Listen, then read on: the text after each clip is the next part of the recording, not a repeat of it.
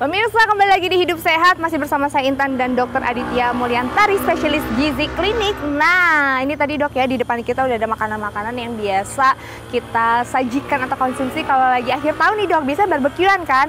Ini ada ayam, ada seafood, terus ada daging-daging juga nih dok. Ini semuanya makanan enak-enak banget dok. Ini gimana cara menyiasatinya nih dok? Oke, jadi makanan dari daging, kemudian seafood, itu sebenarnya makanan kaya nutrisi ya.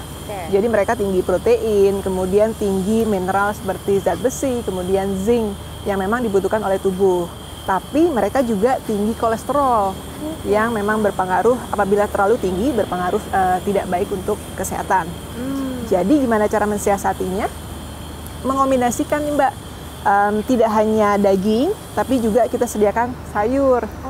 Jadi kita buat apakah itu salad sayur, kemudian kita juga bisa buat sayuran barbeque, bisa ada tomat misalkan, kemudian ditambahkan jamur, paprika, kemudian zucchini. Ya, wortel juga enak ya betul. dok. Nah itu bisa menambah, sayuran tersebut bisa menambah serat dan antioksidan sehingga bisa menghambat penyerapan dari kolesterol yang dihasilkan oleh makanan-makanan ini. Nah, kalau untuk daging itu memang secara umum ya.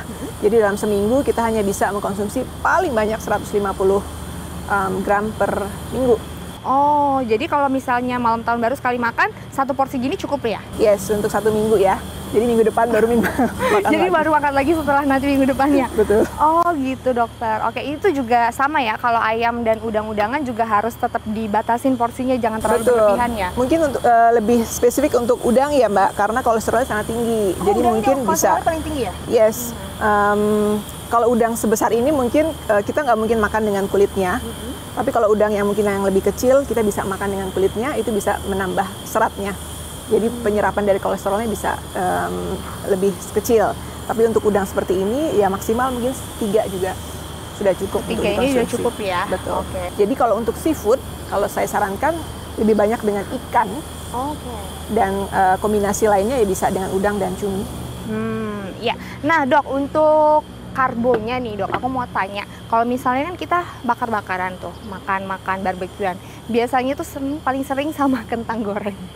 Ada ini nggak dok, saran karbo lain yang mungkin bisa lebih sehat menyeimbangi kalori dan juga makanan-makanan yang udah cukup tinggi kolesterol ini? Ya sebenarnya kentang tepat bisa digunakan, tapi pengolahannya aja. Jadi kita rebus, kemudian dipanggang, itu akan lebih sehat dibandingkan dengan digoreng karena minyaknya juga tidak terlalu tinggi jadinya ya. Nah dokter, tapi kan ini kan biasanya di barbeque ya, dibakar-bakar pakai arang. Nah ini banyak banget yang bilang katanya kalau bisa misalnya kita bakar-bakar gitu, ini bisa menyebabkan kanker. Itu gimana dokter cara menyiasatinya? Dan ada penjelasannya nggak sih dok, benar nggak ya? Iya, jadi memang makanan yang dipanggang, dibakar ya, terutama mereka yang langsung terkena dengan api atau arang itu berisiko untuk menjadi karsinogenik, jadi untuk pencetus dari penyakit kanker. Ya, jadi memang sebaiknya sebisa mungkin dikurangi, jangan terlalu sering mengonsumsi makanan yang dibakar.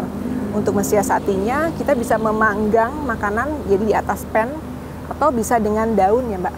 Daun jadi harus ada perantara gitu ya? Betul, antara jadi api makanannya itu nggak langsung terkena dengan api atau arang.